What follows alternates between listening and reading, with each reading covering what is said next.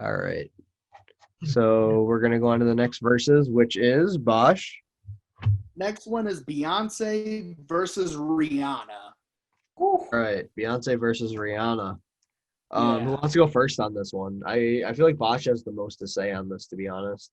Oh, I definitely have plenty to say. All right. How about we let Bosch go? Sounds good. So it's pretty easy to say that both Beyonce and Rihanna are like the two most influential female artists of the 21st century. Yeah. Both of them have been making chart topping, iconic songs since the beginning of their careers, and both have remained relevant to this very day. I'd probably say the 2000s was the time where both of them were the most dominant because and as for time periods after the 2000s, Beyonce, I'd say in the late 90s with Destiny's Child, she was mass. And then 2016 happened, a comeback year for both artists, where they both released like their most critically acclaimed projects, Lemonade and Anti. Beyonce's head catalog stretches all the way back to the 90s with Destiny's Child, like I was saying, and every single that that group released was massive as well. Like you had Say My Name and Independent Woman and Survivor. All those songs have been etched in history and still get played today many a times. And then when she went solo, she continued this massive momentum. And like from her debut album, she had Crazy in Love with Jay-Z. That Audio. was like What? the biggest song in the world when it came out. It just And lagged were massive terribly. as well, but all right, like where did it start lagging? I believe it was when you're talking about the debut album from Beyonce, and you're talking about Destiny Child's like huge hits back then. Yeah, definitely. So those Destiny's Child hits were monumental. Like Destiny's Child pretty much picked off where TLC left off. And then when Beyonce went solo, she continued that massive momentum with Crazy in Love, the first huge single from her debut album, Dangerously in Love. But that album also had a lot of other hits like Naughty Girl and Me, Myself, and I. Those ones don't really get played that much anymore. And those ones people don't really talk about as much as they talk about Crazy in Love. Her second album, B-Day, was probably my personal favorite. That had Deja Vu and like Irreplaceable, of course, was massive. But yet again, most people only really bring up Irreplaceable from that album. It was an excellent album, but it's not really one people remember. And then in 2008, she had I Am Sasha Fierce. Single Ladies came out, and according to some, that's the greatest music video of all time. But other singles from that album, like Halo and Sweet Dreams, those kind of like blended in with the rest of pop music at the time. Like Halo's a great little song, but there are a lot of songs that sounded just like it that came out back in the day.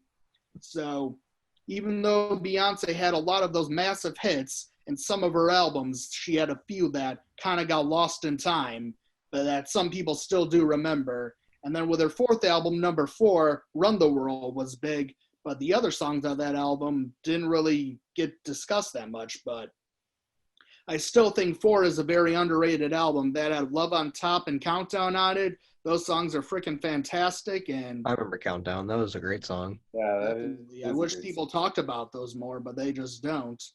And Yeah. then and then with Self-Titled and Lemonade, I'm grouping those albums together because they kind of marked a turning point in Beyonce's career, where she focused less on hit singles and more on making excellent full bodies of work that'll be remembered for time periods to come. Self-Titled by Beyonce was iconic because that was like the first surprise release to ever really come out. Like she kind of set the trend for surprise releases, and now every artist does it nowadays. Yeah, true. Yeah, Lemonade was like Every round that Lemonade was involved in this versus, I definitely gave it to her. Lemonade is one of my favorite pop, like female pop albums of all time. You can even call it that. I think Lemonade and Anti go neck and neck. Oh yeah, neck and neck. It's so close. Like it was kind of funny because most of the Lemonade stuff got paired up with Anti, and Yeah. Honestly, Goes I together. love Anti. I've seen Rihanna perform Anti almost entirely live, and I have a huge connection to that album. But like Lemonade, in terms of music quality, is just so much higher. Really well produced. I mean, they both are though. They both have stood up really well over the past 4 years or so. I actually don't know if you guys saw this. Jack White performed his own version of the song that he did with Beyonce on that album. What is it? Don't Hurt Yourself. Oh shit! He did his own version, like a solo version on SNL, like 2 weeks ago. Dude, one of the best live performances I've seen from him in a long time. Oh, Yeah. damn. Yeah, I definitely recommend you guys check that out. His vocals on that song are fantastic. I can definitely see his influence on the track now for sure. Yeah. Yeah. So, Yeah, going you- back you- to Beyonce, her hit catalog started out like really strong, but she has a few spots in her discography that kind of got lost in time. So that's why I'm picking Rihanna as my winner for this round, because all throughout Rihanna's career, she had like no down periods at all. Every single album she released was jam-packed with anthems that still get played on the radio today. People are still talking about, like, from the jump, she had Ponder Replay off her first album, and then off A Girl Like Me that had SOS, Unfaithful, and Weird Ride. All of those are such great songs. And then with Good Girl Gone Bad, her third album, that's when she solidified herself as one of the biggest pop stars in the world. Oh yeah. Every song from that album was a smash. And then wasn't Rated R after that one? Yeah. Yeah, Rated R just sealed the deal officially for me, especially. Yeah, for me it was Good Girl Gone Bad because that album had like freaking Umbrella and Take a Bow, Yeah. Disturbia. I forgot Take a Bow was on that album. Oh yeah. Good point. I love that song so much. Same. Umbrella especially too. I remember hearing that song for the first time in like third grade, I think. Fourth grade. Hey. Yeah. Yeah. That's a Like great. I remember I heard that for the first time at summer camp when we were going to the pool, and it fit perfectly with the situation. So It does. It's such whenever a I good listen to that song, I get memories of that summer. Yeah, you guys are gonna disagree with my decision.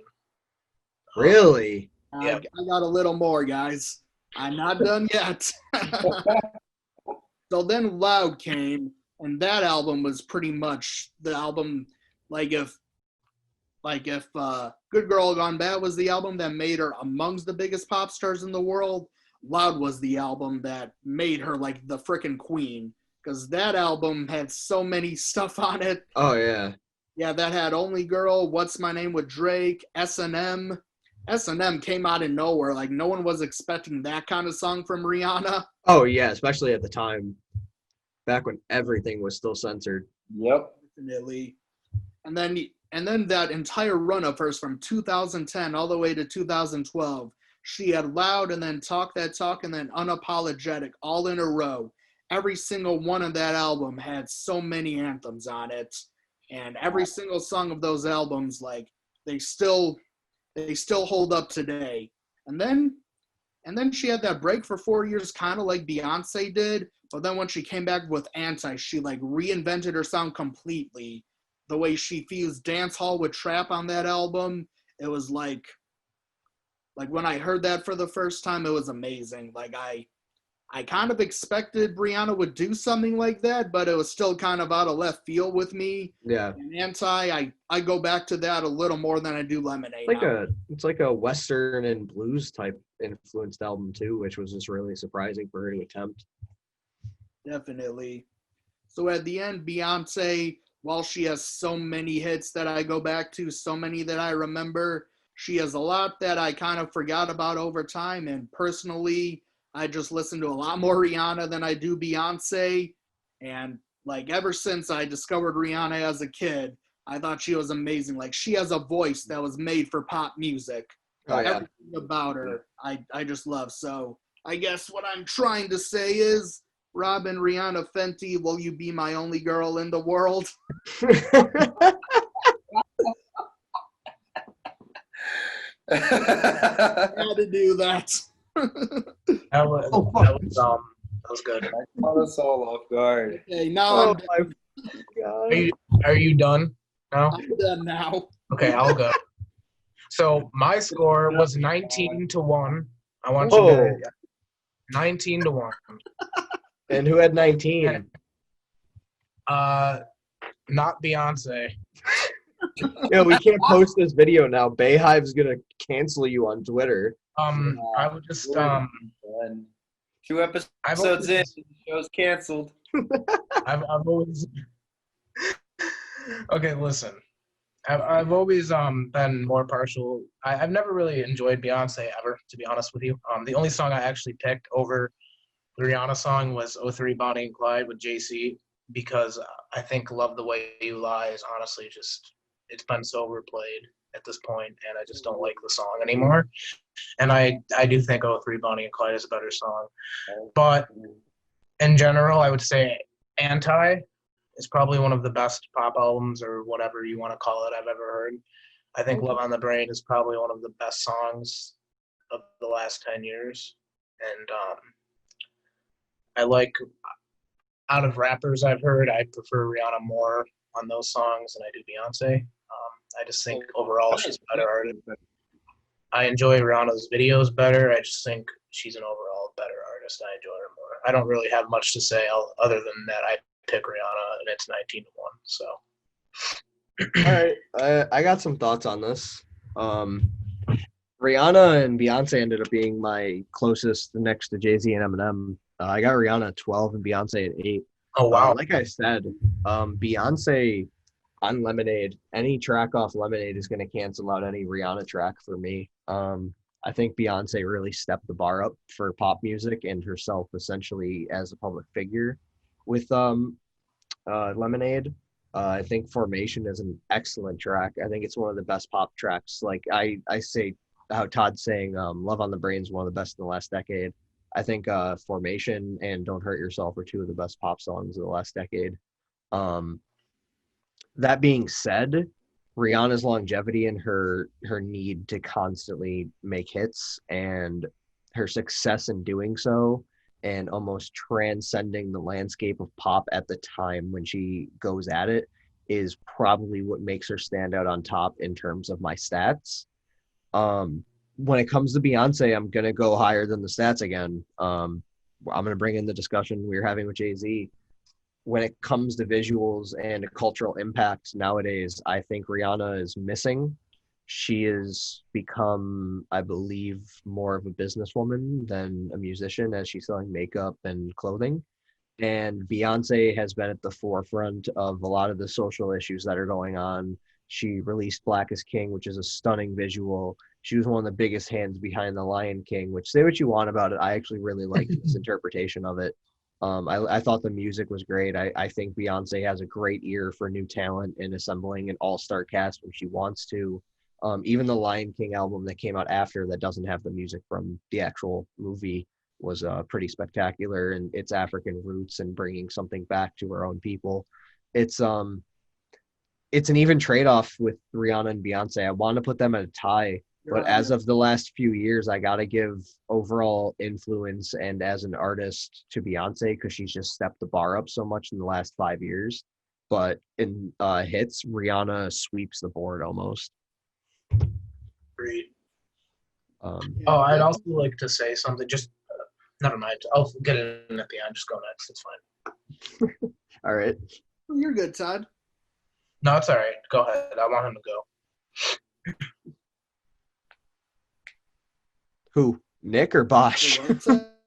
Whoever is going next, go ahead. Oh, Nick. My turn. Well, yeah. I think that the thing with me and Beyonce is the whole magnitude of her presence and her stardom that she's carried with her entire career, to me, has not leveled to as much quality work and projects and things that I would really want and really get a lot out of as I have with somebody like Rihanna.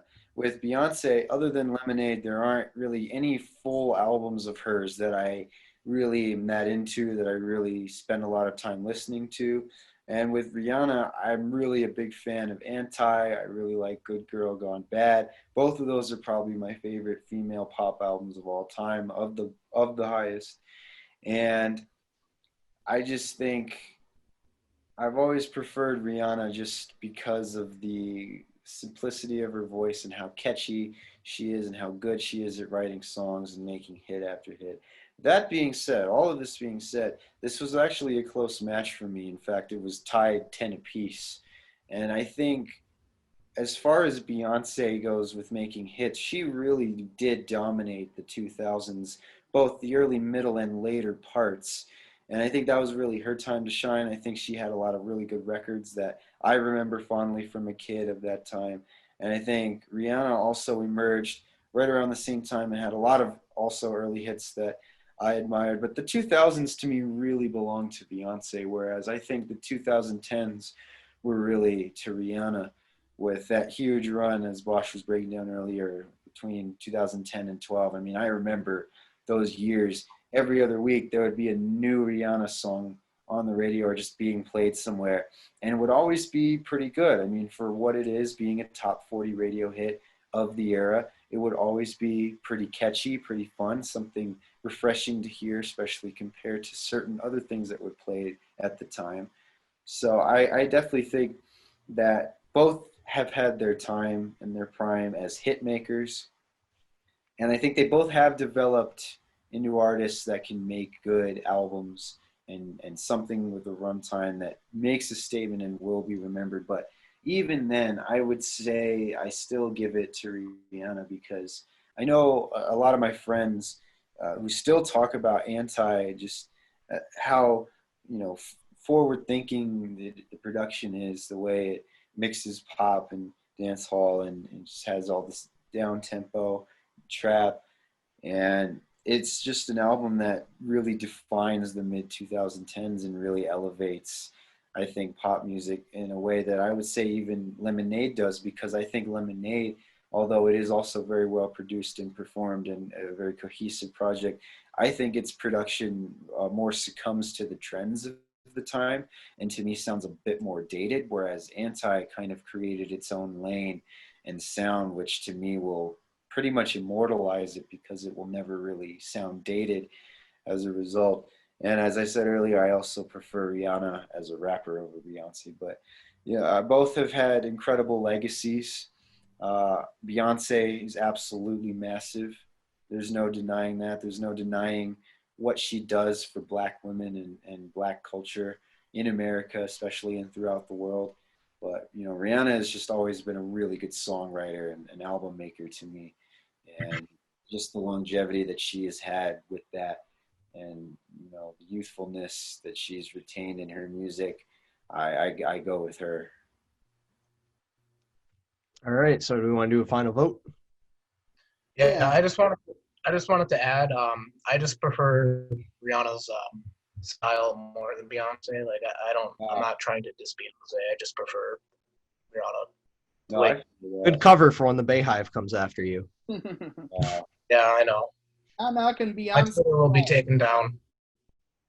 She's had so many great songs and even a few great albums. Like I love B-Day, I love Lemonade, I love Self-Titled, but Rihanna had so many more albums and songs that I keep coming back to over and over again.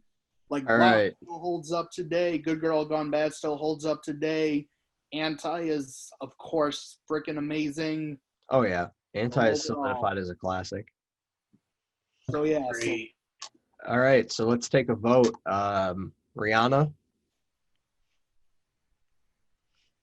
Beyonce.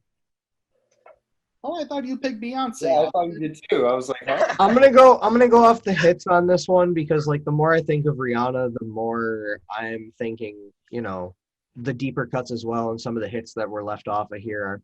I kind of forgot about her tracks where she features more as a rapper than a singer as well. So in the end, I really do got to give it to Rihanna. And Nick's point about her making a landscape for herself in Anti and Lemonade kind of already becoming dated due to the trends of like alternative music at the time, I definitely do got to say that he convinced me to switch to Rihanna at the very last second. I also think Rihanna is a little bit more versatile in her style. I mean, we've seen her do great pop music. She's done house, she's done trap, she's done rap, she's done club stuff, she's done ballads, she's done pretty much everything.